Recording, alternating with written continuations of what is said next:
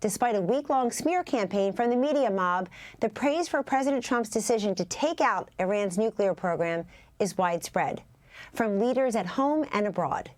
Here now with more, Alabama Senator Katie Britt. Senator Britt, what are you hearing even from Democratic colleagues across the aisle in these briefings and in everyday conversation? I mean, don't they have some grudging respect for what President Trump has done here? They have to. Look, this week, President Trump showed the world that under his leadership, America is back.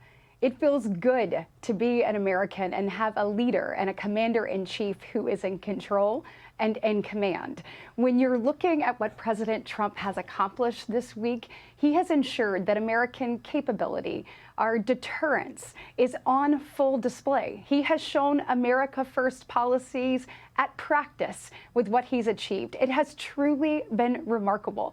Not only has President Trump been just amazing and defied all odds, you look at what his cabinet has achieved, you look at these men and women in uniform, their flawless execution. There was a vision, a plan, and a will to execute. And what we saw take place over this last week has to make every single American, regardless of what side of the aisle you sit on, stand up a little bit taller and have that pride in what we're capable of, and knowing that America, because of President Trump, is back in a rightful place on the world stage. So, Senator Britt, because of President Trump's leadership and his command, literally, we've obliterated the Iran nuclear program, but then it was followed by a ceasefire between Iran and Israel. And now, even today, unbelievable, and even today, the president, in answer of a reporter's question, said, we're working on Gaza as well. So, speaking of people who should take notice, do you think this has an impact on other strong men like Vladimir Putin or Xi Jinping when they're looking at in Ukraine or Taiwan? Tell us about that, Senator Britt.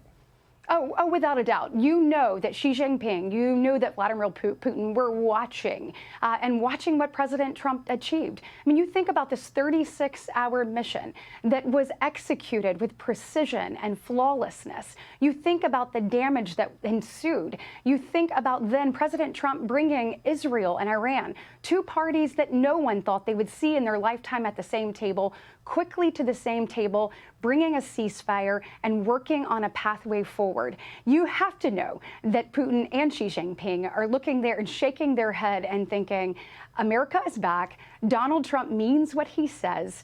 Donald Trump will not let anyone take advantage of him or the American people, and we all should take notice.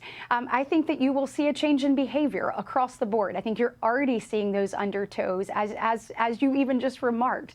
I mean, you talk about also what he's achieved this week. You mentioned it in your opening, but with the Congo and Rwanda, when you're looking at what he did achieve with Pakistan and India, people know that President Trump is here to create a peaceful environment and to make sure that America is in the strongest position possible.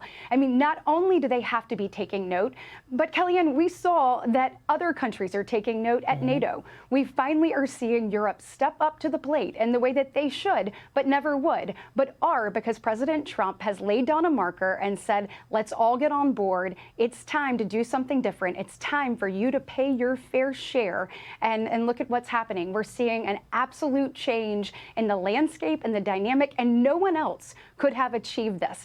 You know, when people underestimate President Trump, they always end up on the wrong end of that, because he is able to achieve what no one else can. And I am looking forward to what next week has to bring, because this week was surely something remarkable. I feel like we say it all the time, but it could have been the best week of his presidency so far. We've said that before. Senator Britt, it's so great to have you here tonight, but I wanted to ask you quickly about the big, beautiful bill.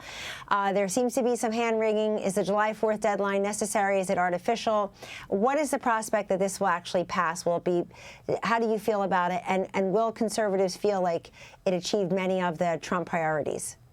Oh, it absolutely is going to achieve many and all of Trump's priorities that he's putting out there. And look, we are just getting started. President Trump laid out a vision for the American people. And on November 5th, the American people said, this is what we want, get to work and execute. We have been working tirelessly. I think today we finished our 51st meeting on the big, beautiful bill, talking about different perspectives, trying to make sure that it's the very best product for the American people. We're going to ensure that we secure our border, that that's not just for now, but we're doing that that for generations to come. We're going to make sure that the defense capabilities are of the utmost importance and that our warfighter is the best trained, equipped, and ready across the planet. I think we have seen over the last several weeks, and this week in particular, how important that is. We're going to unleash American energy, Kellyanne. We know it's important not only for our economy, but it's also important for national security. And then when you look at the tax breaks that we're going to have for everyday, hard-working Americans, President Trump has ensured, whether it's no tax on tips or no tax on overtime, that we are putting the American people first. We're giving them more of their hard-earned money right back in their pocket.